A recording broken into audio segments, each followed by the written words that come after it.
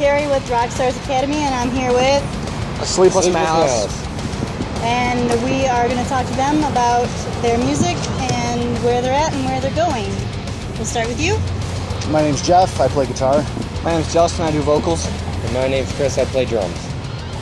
Okay. How long have you been around? How long has Sleepless Malice been? Me and Chris have been jamming since about 2002, and Sleepless Malice has been since 2007. Very cool. Yep. So you've been around for a few years. Yep. This current lineup since, I think it's been about a year now. Okay. Like Very a year since July. Yeah, July. All right. Why should people check you out?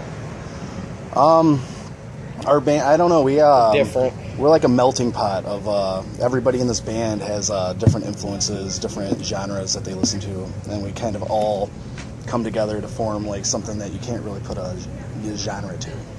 Okay. What are the setbacks of being in a band? What are things that are hard? I'd say the biggest obstacle I have is dealing with family life, comparing it to my monetary life. Because when I have to pay the bills, I have a show that week and I can't necessarily pay the bills if I want to get to the show. So it's definitely a big trade-off. It takes a lot of money to do it. Yep. Gas money, playing all over regionally. Yep. A lot of money with little payoff. And then balancing a family life on top of it. I got a daughter, and you get no time on the weekends. Weekends are usually committed strictly to the band, and let alone practices on the weekdays, but it's hard to balance it. Okay. How do you guys, a lot of bands fall victim of falling apart just because they can't settle differences between them. How do you guys communicate with each other? How do you make sure that you... We're really laid back. We'll have periods where we're really like, we got 2 shows a weekend, or we're playing every other weekend, and we're trying to practice all the time.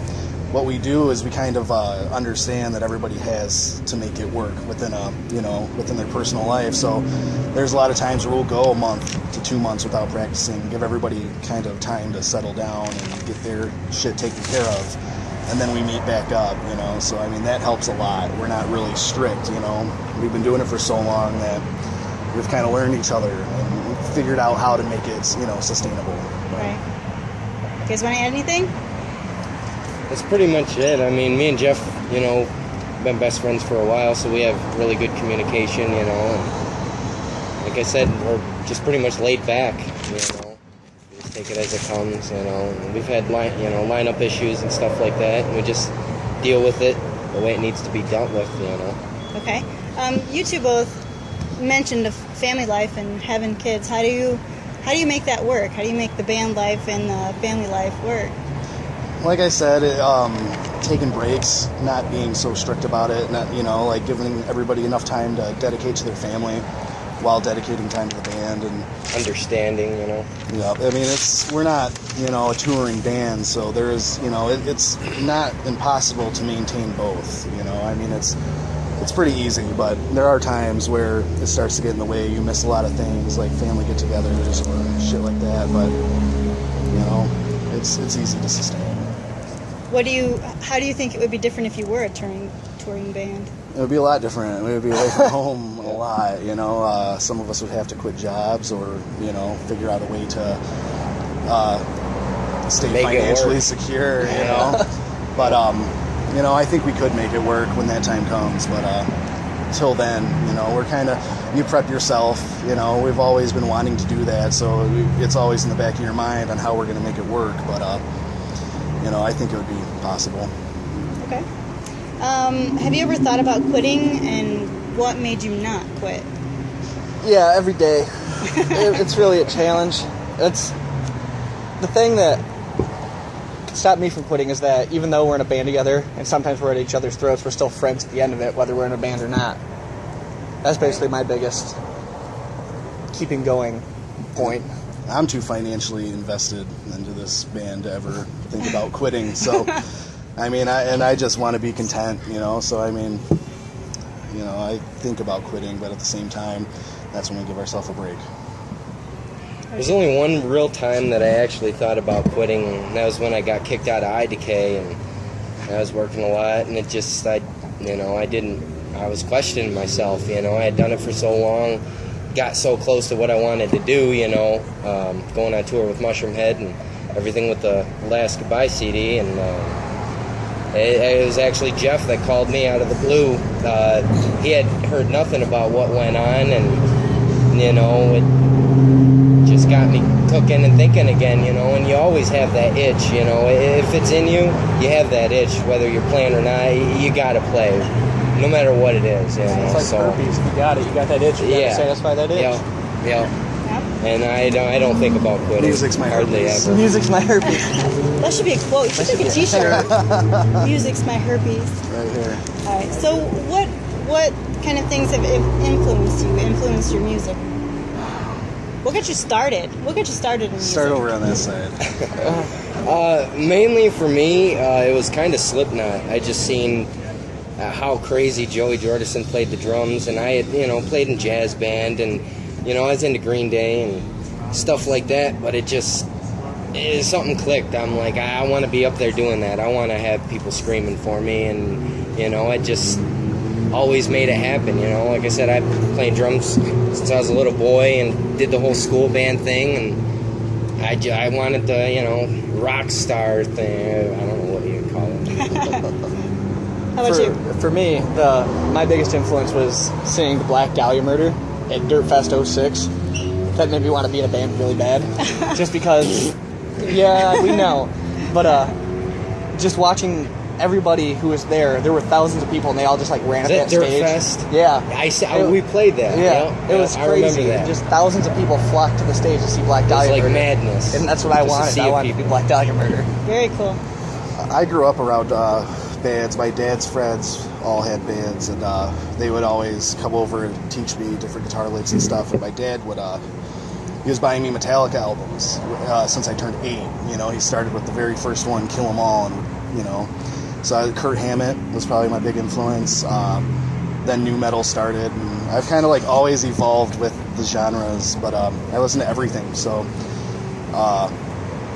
rarely do I listen to metal nowadays, but you know, I'm influenced by everything. Music for in myself. Okay, so your band name is the Sleepless Malice, right? Where did you guys come up with that name?